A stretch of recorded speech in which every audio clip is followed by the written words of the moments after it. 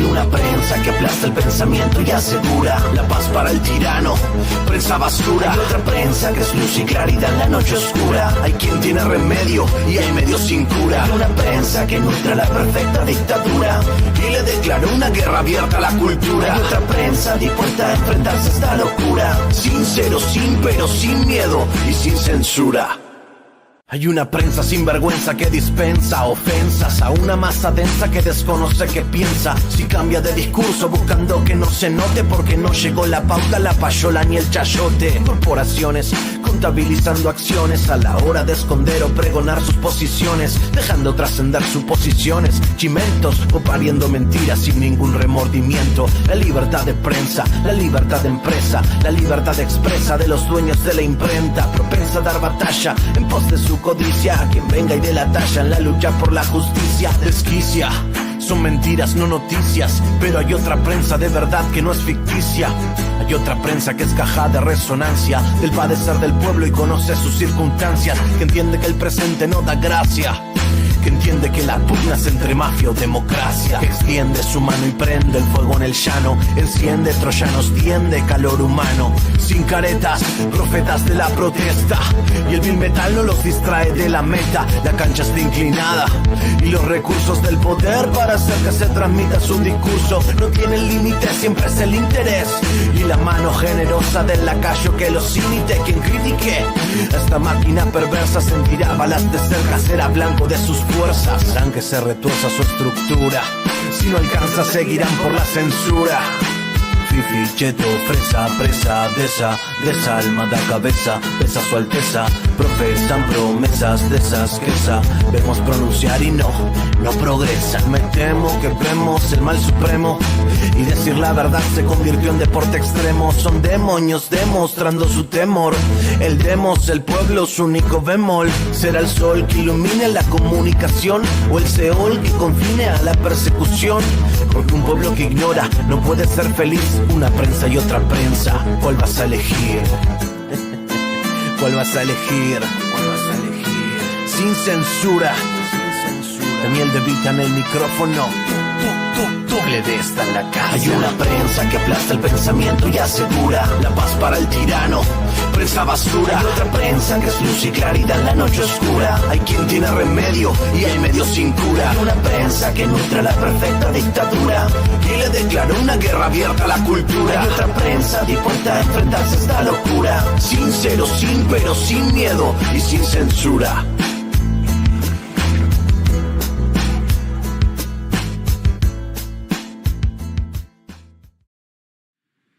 ¿Para dónde va Vicente? ¿Para dónde va la gente? Amigos, amigas, gracias por permitirnos hablar como los chayoteros no se atreven, no les interesa, no les conviene.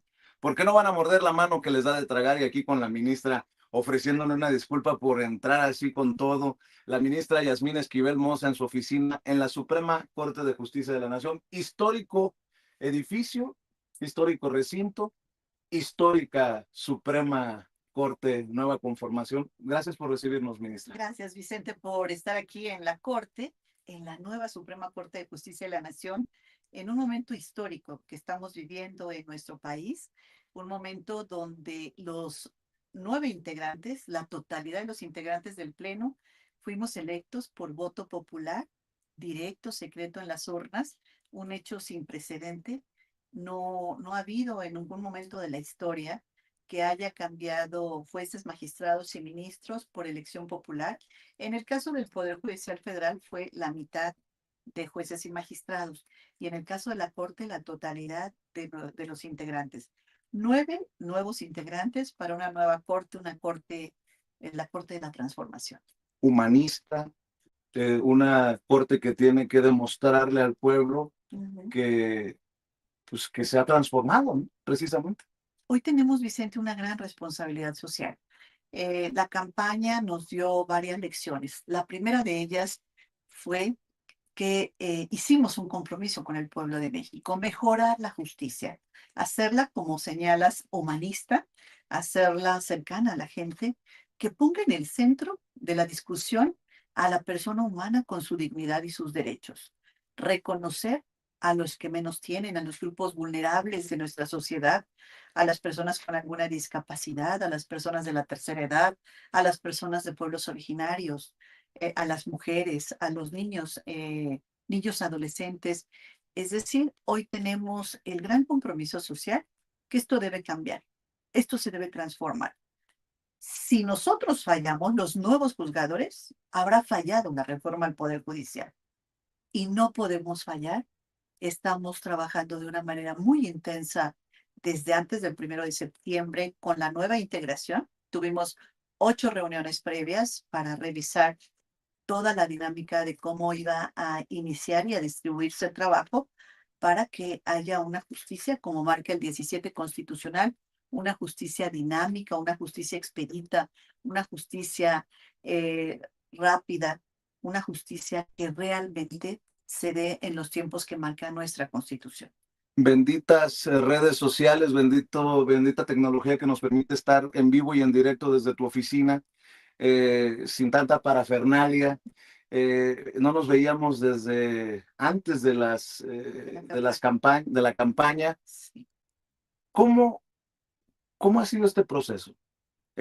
Yasmín Esquivel ha tenido la oportunidad de trabajar en el anterior Poder Judicial e iniciar este camino.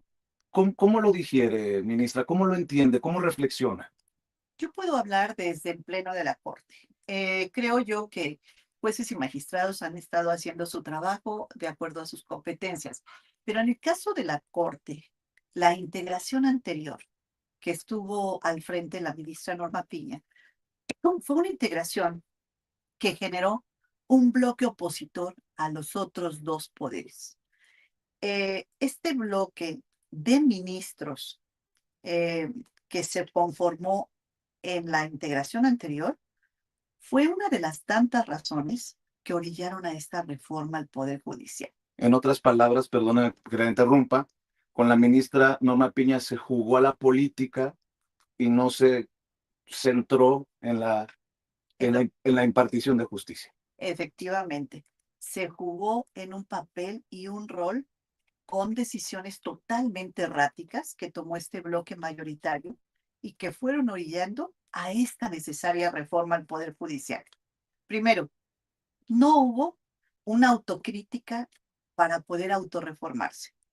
Entonces, esto dio como consecuencia que el Ejecutivo planteara una iniciativa que aprobó el Legislativo y que generó que llegáramos los más de 880 jueces y magistrados por elección popular y ministros a estas posiciones tan importantes y que se hicieran a un lado todas las personas que habían estado encabezando y este bloque opositor encabezando la Corte.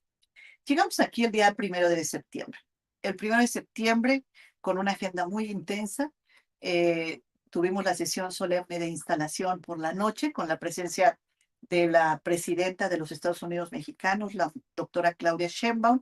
También tuvimos la presencia de los poderes, del Poder Legislativo, el presidente, la presidenta del Senado y el presidente de la Cámara de Diputados.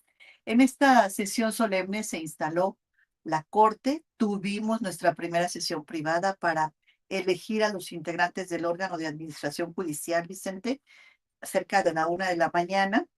Y entonces tuvimos esta agenda intensa. ¿Y a la 1 de la mañana se fueron a pie de colchón? Pues ya era muy tarde, ya salimos a la 1 de la mañana. Sí, las mentiras que sabían también. Ya sabes, no, ninguno de los ministros nos pusimos de acuerdo para ir a festejar a ninguna parte. Entonces, todos concluimos, nos despedimos y nos fuimos, seguramente la mayoría o todos a nuestras casas. Lo que me parece que es fundamental es que esta nueva Corte trae una dinámica muy cercana al pueblo, una dinámica de puertas abiertas, una dinámica de atención a los que menos tienen y una dinámica de resolver y sacar el trabajo de una manera más eficiente o ahora sí eficiente que la integración anterior. ¿Cuáles son los temas importantes para arrancar? El pueblo quiere que se discuta el tema de Ricardo Salinas Pliego y los millones que se archivó por cierto, el caso por ahí en algún escritorio de algún ministro que ya no está afortunadamente. ¿Qué temas considera importantes y qué piensa de este tema en particular? Tenemos temas muy relevantes en la agenda. Por ejemplo, el primero que vamos a ver el día de mañana, jueves 11 de septiembre, es un tema de si debe o no haber consulta a las personas con alguna discapacidad cuando va a haber una ley que les afecta. Entonces, ¿se le deben o no consultar? Aun cuando esta ley favorezca a las personas con discapacidad, es importante escucharlas o no, y que lo haga solamente el legislativo cuando pretende reformar leyes que tengan que ver con alguna persona con discapacidad. Me parece un tema muy importante, relevante. Las personas y las organizaciones con discapacidad han exigido, han pedido, han solicitado que siempre se les escuche, que aun cuando la norma sea protectora hacia ellos, en su beneficio, nadie es mejor que ellos, van a determinar qué les gusta, qué no les gusta, qué les parece que es lo correcto o cómo podemos hacer una reforma que sea mejor para estas personas que tienen alguna discapacidad. Cuáles deben ser las salvaguardas, cuáles deben ser los apoyos, cuáles deben ser las sombras, cuáles deben ser las características, la accesibilidad para la accesibilidad física a las instalaciones de las oficinas. Tenemos que tener todas las oficinas esta accesibilidad. Todo esto que tiene que ver alguna persona con discapacidad, pues tiene que participar, Vicente. No puede ser que los tengamos a un lado.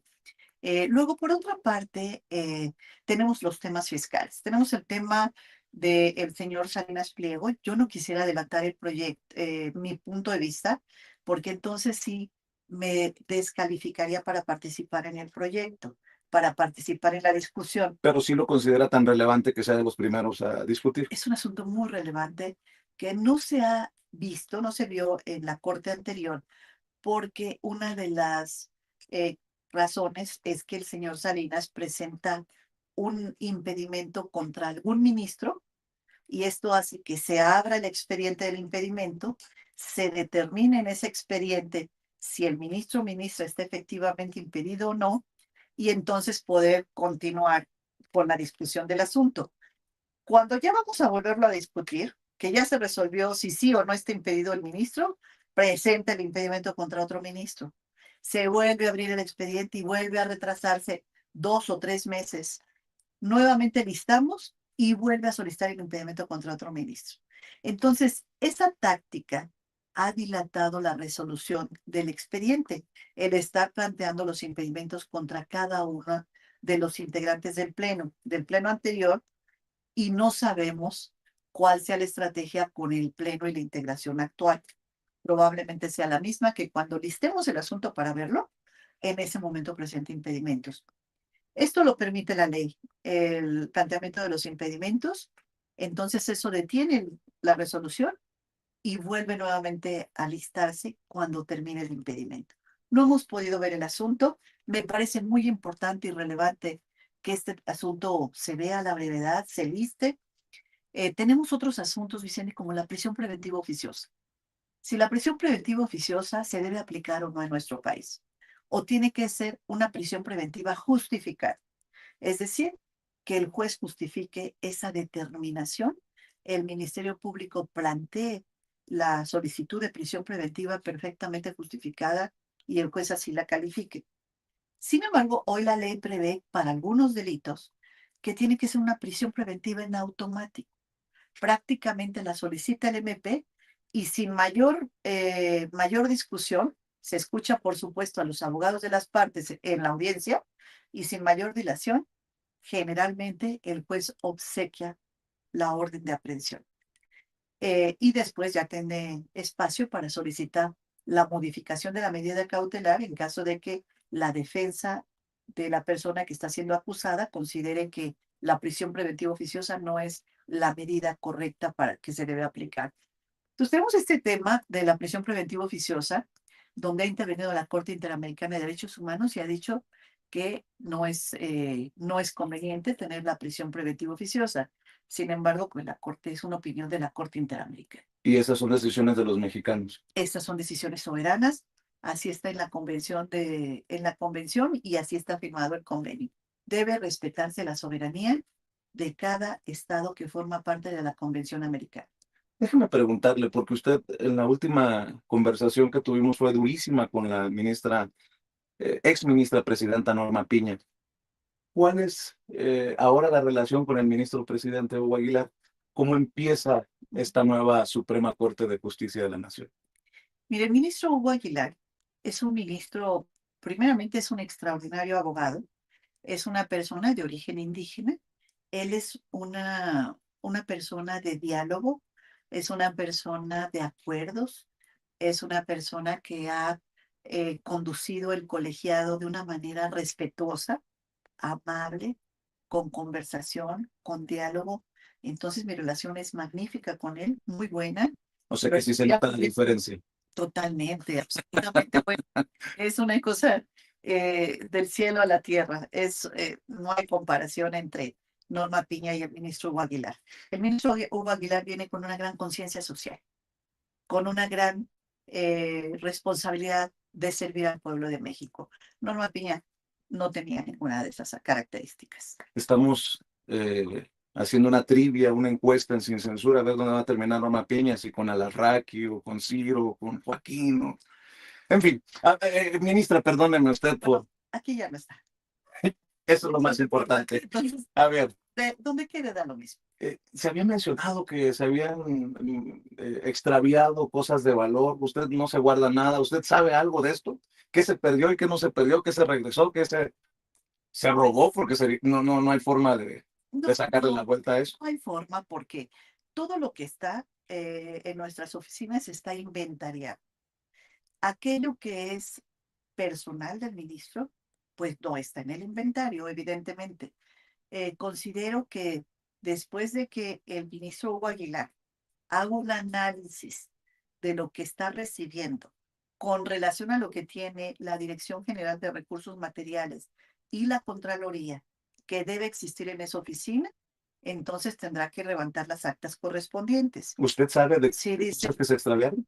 no tengo conocimiento de cosas que se hayan extraviado, yo no sé si lo que me manejaron algunos medios que estuvo saliendo de la corte hayan sido cosas personales de Norma Piña o haya sido algo inventariado, porque no se alcanza a apreciar qué es lo que se está subiendo. Yo vi que subían un cuadro, pero desconozco si era propiedad de la expresidenta Norma Piña, o sea, propiedad de la corte. Yo quisiera hacer un juicio de valor sin tener conocimiento de ello. Déjeme preguntarle, más allá de lo que piensen muchos de persecución, Sí. ¿usted cree que se tenga que llevar al banquillo de los acusados a algún ministro o ministra si así se determinara por la autoridad disciplinaria?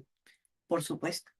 Si existe alguna conducta indebida, inadecuada, incorrecta de algún funcionario público, llámese ministro, oficiales mayores, directores generales, directores de área o cualquier trabajador del Poder Judicial de la Federación, tiene que el Tribunal de Disciplina actuar de manera inmediata. Y además para eso se creó. ¿Por qué? Porque anteriormente las quejas pues se iban al kilo en las unidades de investigación que dependían de la presidenta de la Corte. Y estas unidades de investigación, cuando recibían una queja, la enviaban al kilo, eran 400, 500 quejas y ninguna se desahogaba. Este Tribunal de Disciplina Judicial viene a poner orden. Y viene a poner orden con dos vertientes. Uno, la prevención, con las visitas de inspección, revisar cuántos asuntos tiene cada juez, cada magistrado, cuáles son los más antiguos, por qué no los está sacando. Todo esto lo hacen las visitas de inspección, una especie de prevención. Pero si el Tribunal de Disciplina Judicial advierte una conducta incorrecta de algún juez o magistrado o alguna persona del Poder Judicial de la Federación, debe actuar de manera inmediata. Para eso está, para eso se creó y para eso lo eligió el pueblo de México. Así es. A estas 5 personas, que por cierto los 5 son magníficos perfiles. La presidenta Celia Maya del Tribunal de Disciplina Judicial, el maestro Batis, la magistrada Verónica Tejides, la magistrada Indira y el magistrado, que se me pasó el nombre ahorita, pero es Faustino, que ellos también, Rufino, perdón, el magistrado Rufino, y ellos 5 son grandes perfiles que van a hacer lo que les corresponde y lo que es debido. Sé que tiene muchos compromisos. De hecho, hoy estamos haciendo una entrevista con audiencia en vivo y toda la cosa. Ya después contaré algún día la anécdota de quién me encontré aquí en su oficina. Sí. Pero me gustaría, si me permite, un par de planteamientos más antes de que se tenga que retirar. Pero Vicente, por favor, claro que sí. En algún momento, la Corte Suprema de Justicia de la Nación jugó el papel de oposición al gobierno. Con la despedida de la anterior Suprema Corte, veo yo que asumen ese papel de opositores algunos personajes de los medios de comunicación, los huérfanos de los gobiernos anteriores, así los llamo, y lo digo con todas sus letras. Las campañas de desprestigio, las campañas de desinformación, de manipulación, que le voy a contar a usted, usted ha sido víctima de ellas. ¿Ve usted que continúa esta oposición desde los medios de comunicación, incluso a la reforma al Poder Judicial? Se lo pregunto porque en el caso de la campaña en su contra, rayó en la misoginia. En el caso de la campaña contra el actual ministro presidente Hugo Aguilar, raya en lo racista. ¿Cómo ve esta relación? Bueno, yo siempre he sido muy respetuosa de los medios de comunicación, Vicente, tanto los corporativos como los digitales. Me parece que la libertad de expresión en nuestro país debemos cuidarla celosamente. Y entonces hay una línea muy delgada entre la libertad de expresión y la censura. Entonces es para mí muy importante respetar esa libertad que tienen. Sin embargo, dentro del marco de libertad de expresión, lo que no pueden hacer es estar violentando los derechos de las personas, el derecho a su dignidad, el derecho a su libre desarrollo de la personalidad, su derecho a su vida privada. Entonces, hay momentos en que a través de estas críticas destructivas, estas críticas difamatorias, rayan en ese tipo y en el ejercicio y amparados con la libertad de expresión, difaman a otros funcionarios públicos que están haciendo su trabajo. Ahora bien, y además para eso hay fiscalías, para que presenten las denuncias cuando tienen conocimiento de que existen elementos donde impacten un delito. Pero regresando al tema de la libertad de expresión, por supuesto que he visto que hay algunos medios de comunicación que atacan de manera ya sistemática y permanente al gobierno, y lo atacan ya con razón o sin razón, y la mayoría de las veces sin razón. Atacan permanentemente al gobierno, un gobierno que está haciendo un trabajo correcto, un trabajo intenso, un trabajo puntual, un trabajo cumplido. Es un gobierno, en el caso del gobierno federal a cargo de la doctora Claudia Sheinbaum, está haciendo un magnífico trabajo. Y yo desde lo que me toca en la división de poderes y hablando de otro poder, pues no puedo dejar de reconocer que está haciendo un trabajo en contra de la delincuencia, tratando de disminuir los índices delictivos de nuestro país, que han estado disminuyendo, han estado cambiando. Estamos viendo que hay estados que habían estado con un índice delictivo muy alto y están bajando de una manera considerable. El caso de Chiapas, por ejemplo. Eh, es una presidenta que está totalmente comprometida con las causas sociales, con los que menos tienen en México. Pues yo no puedo dejar de reconocer eso. Y en el caso del Poder Judicial, pues también hemos sido atacados de una manera permanente y sistemática, y más la actual integración, donde nos han señalado que somos los ministros del acordeón y los ministros de la 4T y los ministros de quién sabe cuántas cosas. Eso a nosotros como ministros, por supuesto que, y como servidores públicos, pues tenemos un margen muy amplio de, de alguna manera, de resistir este tipo de embates. No es que estemos acostumbrados, simplemente resistimos esta serie de embates porque somos servidores públicos y nuestra vida pública pues está cada vez más en los medios públicos y entendemos esa situación, somos resistentes, somos resilientes a la crítica y en esa ruta vamos haciendo las cosas, por supuesto, en mi caso, todo lo mejor que puedo, en conciencia, apegada totalmente a la Constitución, a las leyes, a lo que dice el expediente, sacando mi trabajo. Desde que llegué a la Corte hace 6 años, mi ponencia es la que va mejor, la que va en cero, la que va al día. Todos los días tengo estadísticas de cómo van mis secretarios en cada uno de los asuntos que les corresponde estudiar.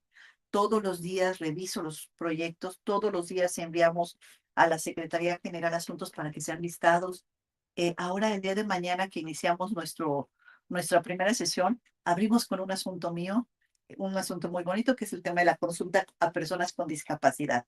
Entonces, mañana, si ustedes están atentos de la sesión que se transmitirá a través del canal del Poder Judicial de la Federación, el del canal de Justicia TV, van a ver ustedes cómo el desarrollo de la sesión.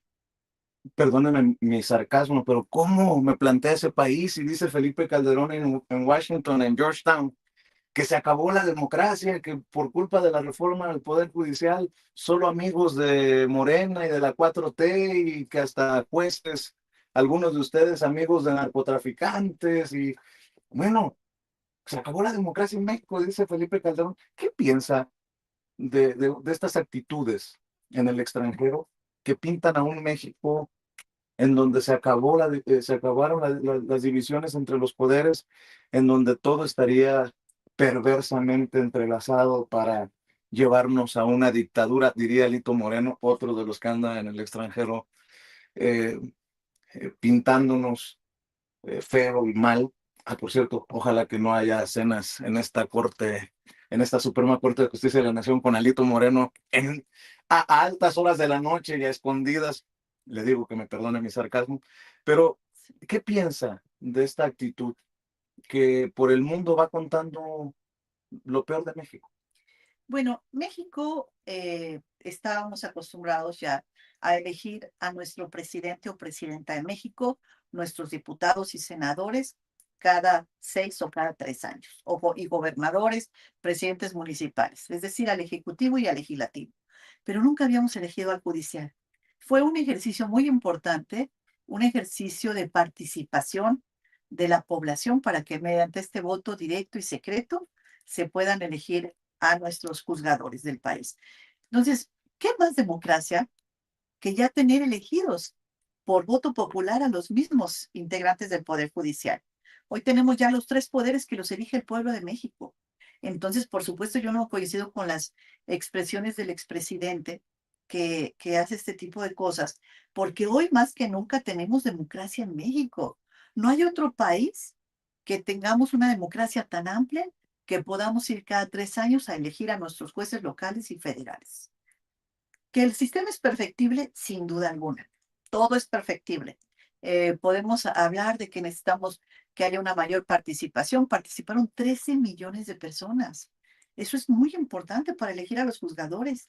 Anteriormente los jueces elegían por el Consejo de la Judicatura unos cuantos consejeros, 7 elegían a los que van a ser jueces y magistrados mediante procedimientos internos que a veces eran poco transparentes, pero procesos internos para llegar mediante una carrera judicial, exámenes, en fin. Hoy los ministros nos elegía anteriormente la propuesta del presidente y la mayoría calificada del Senado. Un nombramiento concurrente de 2 poderes para elegir un ministro. Hoy es la población la que los elige. ¿Qué más democracia que esa? Que la población hoy dice quién, si quiere a B o a C, de ministro, de ministra, de juez, y cada vez, creo yo, va a haber una mayor participación en estos procesos judiciales porque ya las personas van a enterarse de cuáles son los mecanismos, cómo son las boletas, por cuántas personas pueden participar en cada una de sus 6 boletas. Esta ocasión fueron 6, que tienen colores diferentes, y cómo están haciendo campaña cada uno de los candidatos. Entonces, estamos conociendo este nuevo proceso electoral, conociéndolo, no tanto porque 13% de la población que haya votado es un alto porcentaje, alto, elevado, con relación a los que antes elegían a los jueces, que eran 7 personas, ahora 13 millones. De las últimas cosas, al menos en esta oportunidad, le agradezco su generosidad, ministra. Ya dejó de ser este el Poder Judicial podrido, en palabras de Andrés Manuel López Obrador? Pues había sido este bloque de ministros, como has comentado, los que, desde mi punto de vista, orillaron esta reforma al Poder ¿Que Judicial. le estaban haciendo Y daño a sí, México? y claro, ¿por qué? Porque estaban siempre en contra de lo que hacía el presidente López Obrador o lo que hacía el Congreso de la Unión. Si aprobaban la ley eléctrica, la echaban abajo. Si aprobaban el tema de la Guardia Nacional, aquí la echaban abajo. Si aprobaban lo de los libros de texto, aquí suspendían la entrega de libros de texto. Hubo verdaderamente decisiones gravísimas que, si no tienen autocrítica, el bloque de ministros que se fue, bueno, pues ya, estamos, si no se dan cuenta que fueron los causantes del problema de la reforma al Poder Judicial, parte de las causas, bueno, pues entonces ya no se dan cuenta de lo que está sucediendo. ¿Y qué fue lo que hizo este grupo de ministros? Se alejó de una realidad social.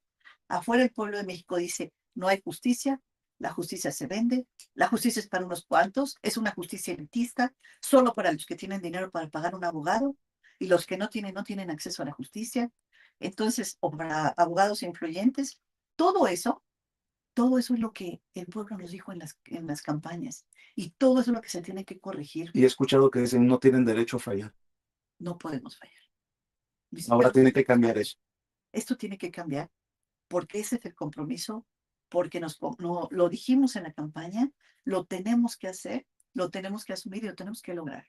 Y se tiene que ver el cambio y lo tiene que ver nuestra sociedad. Y va a ser un proceso, sin duda alguna, pero tiene que haber un cambio en todo y un giro totalmente distinto. Eh,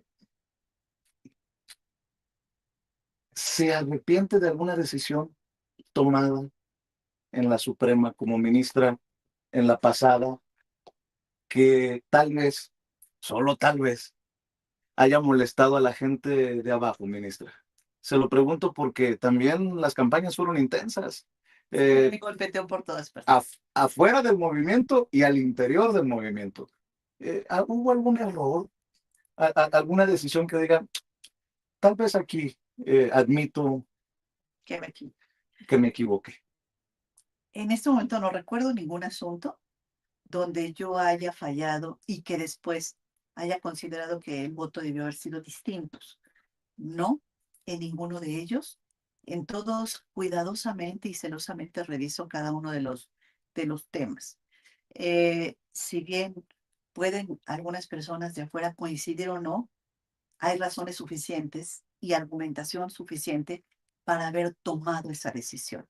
No es una decisión que se haya tomado sin bases jurídicas. Esas no existen.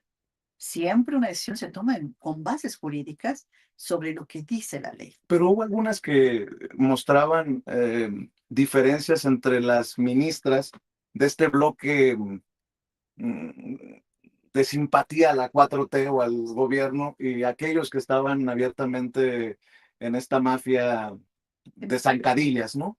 Sí. Y creo que a eso se referían muchas personas, ¿no? El tema de Salinas Pliego, incluso alguna decisión en torno a la participación o no de Lenia Batres, la ministra Lenia Batres, ¿no? Eh, el artículo 17 señala que todos los mexicanos tenemos derecho a un juicio emitido por juzgadores imparciales, autónomos, independientes. Tenemos derecho a un juicio justo, emitido por jueces que tengan estas características. El juez no puede en ningún momento, ni previo ni después de la resolución, atacar a ninguna de las partes. No puede cuestionar a ninguna de las partes de manera pública. No puede el juez pronunciarse ni mostrar animadversión con alguna de las partes de manera pública. Y de manera privada tampoco sería correcto, pero de manera pública no lo puede hacer. Entonces, cuando el juez muestra, magistrado, ministro, animadversión hacia alguna de las partes, en ese momento está impedido para conocer el asunto, porque todos tenemos derecho a un juicio justo por jueces imparciales. Muy bien. Para cerrar, ¿qué le diría a las personas que no están todavía de acuerdo con la reforma al Poder Judicial? Que hay algunos miles en México todavía, y creo que es por las campañas mediáticas, por incluso responsabilidad de los que se fueron y las que se fueron, ¿Qué le diría a la gente que entiendo que la gente que votó a favor de la reforma del Poder Judicial tiene un compromiso de parte de ustedes de que las cosas van a cambiar y rápido, que se va a notar el cambio? Pero ¿qué le dice a la gente? ¿Qué le dice incluso a la gente más allá de nuestras fronteras? Que solamente escucha, pues, basura. Claro. Vivimos en un estado de derecho, Vicente. Lo que cambió fue la forma de elegir a los juzgadores.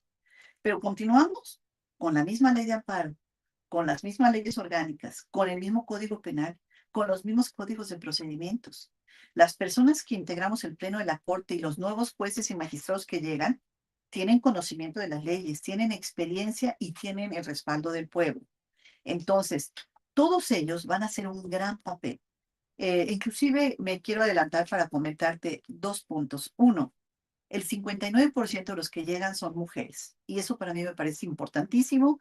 Ha sido para mí un tema, el tema de género, desde hace muchos años, hace más de 20 años, un tema que siempre he estado peleando, no por cuotas, sino por cuestiones de justicia. El 59% de personas candidatas que ganaron son mujeres. Luego tenemos otro dato importante. La gran mayoría, y yo consideraría que más del 80%, tiene experiencia en juzgados locales, tribunales locales o juzgados y tribunales federales. Entonces no vienen a aprender, no vienen a una curva de aprendizaje. Ellos ya saben lo que se tiene que hacer, conocen la función, aspiraron a ella, han estado estudiando. En este momento se está desarrollando un curso muy importante e intensivo para los nuevos juzgadores. En este momento la Escuela Judicial está llevando a cabo todos estos cursos interesantísimos, importantes, para ir integrando a los nuevos juzgadores a sus tribunales, a sus juzgados y con los que vienen para 2027. No, entonces no es el desastre que nos han pintado. No, para nada, para nada. Vamos a llegar antes del 15 de septiembre ya van a tener adscripción todos los nuevos. Entonces el 17 de septiembre, que es de abril, vamos a empezar a ver que ellos están funcionando correctamente y lo vamos a ver a través de sus resoluciones. Entonces, ¿qué le digo yo a los que nos ven en el extranjero? Tenemos en México un Estado de Derecho, tenemos seguridad jurídica, tenemos leyes que protegen a la inversión, que protegen al comercio, que protegen a las personas que vienen a invertir de una manera correcta, de una manera de acuerdo a nuestros ordenamientos normativos. Tenemos magistrados y jueces comprometidos con la Constitución, con las leyes, que no obedecen a consignas políticas ni económicas. Jueces totalmente imparciales que van a hacer correctamente su trabajo, y hablo desde jueces, magistrados y por supuesto los ministros. Como ya se abrieron las puertas al pueblo, ojalá que podamos tener estos diálogos más continuos y más seguidos. Le agradezco mucho. Será un placer, Vicente, platicar contigo en otra ocasión también. Le agradezco mucho. Gracias. La ministra... programa Sin Censura. Gracias. La ministra Yasmín Esquivel Moza, en sus oficinas, en vivo y en directo, a través de la señal de Sin Censura TV. Gracias a las miles de personas que nos ven, que nos escuchan, que nos comparten y que nos confían. Pero como siempre les digo, no confíen ni en mí, a ojos cerrados. Aquí estamos con los protagonistas del cambio, de la transformación. Gracias por su sintonía y nos vemos a las 9 en la videocharla nocturna o mañana a las 6 de la mañana con la transmisión regular de este espacio libre como el viento. Gracias, ministra. Muchas gracias, Vicente. Gracias.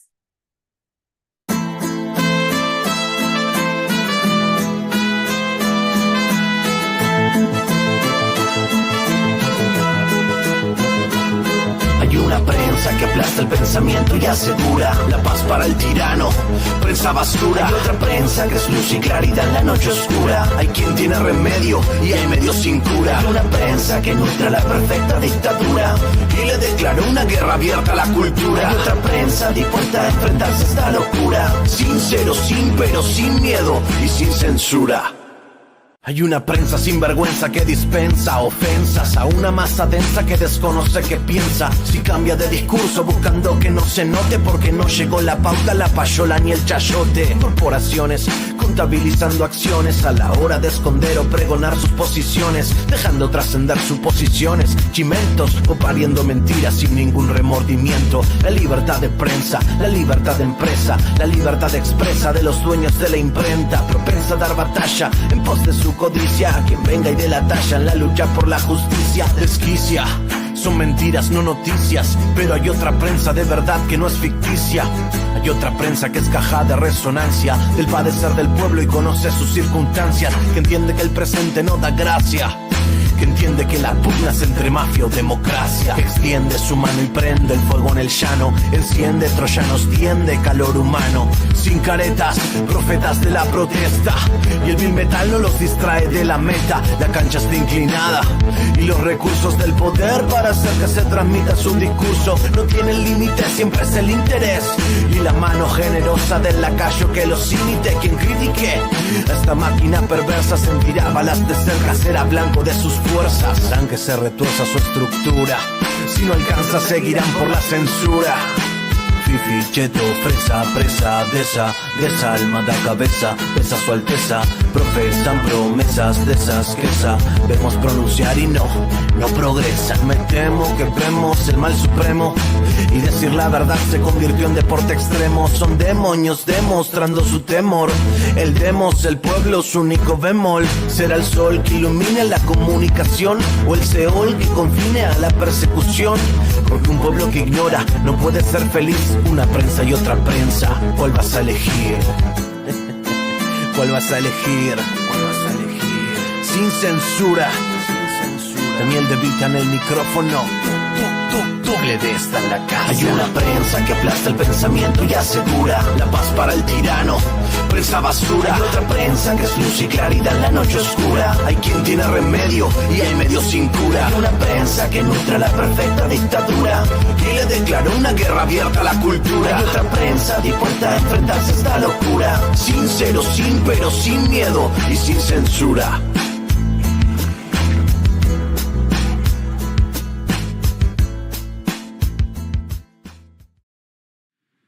¿Para dónde va Vicente? ¿Para dónde va la gente?